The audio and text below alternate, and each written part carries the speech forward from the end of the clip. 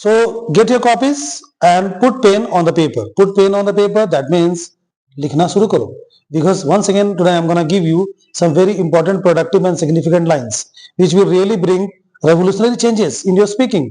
So from those collection, the first line is तुमने यहां आके गलती कर दी, या फिर मैंने वहां जाकर गलती कर दी, या फिर मैंने तुमसे बात करके गलती कर दी.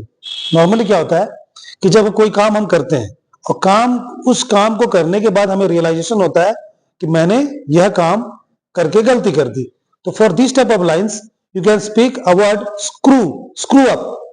और जब पास्ट में बोलेंगे कि ये गलती कर दी तो उसमें ईडी लगाएंगे, स्क्रूड अप, SCREWED, और बाद में you up, screwed up.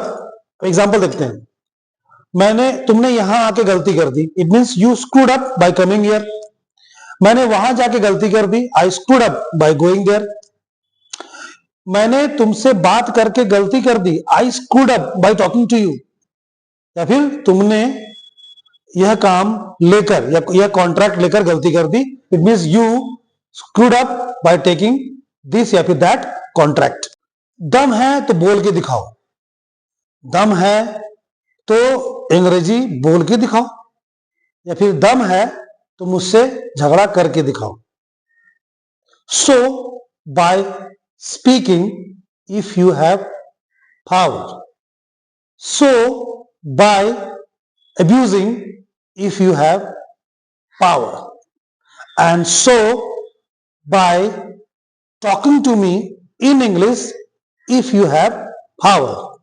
Or show, SHOW, show by writing in English on the board in front of students if you have power.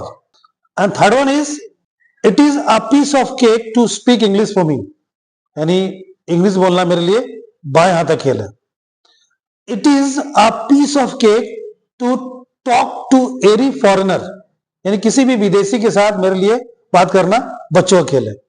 एक और देखो, it's piece of cake to ride bike 100 kilometre per hour for me.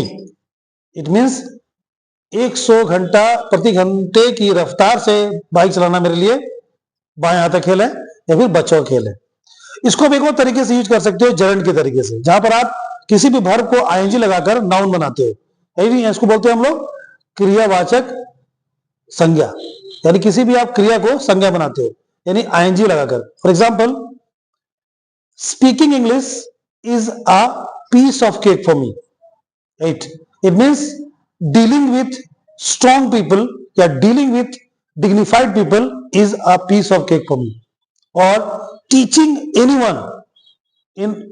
Anyone English is a piece of cake for me.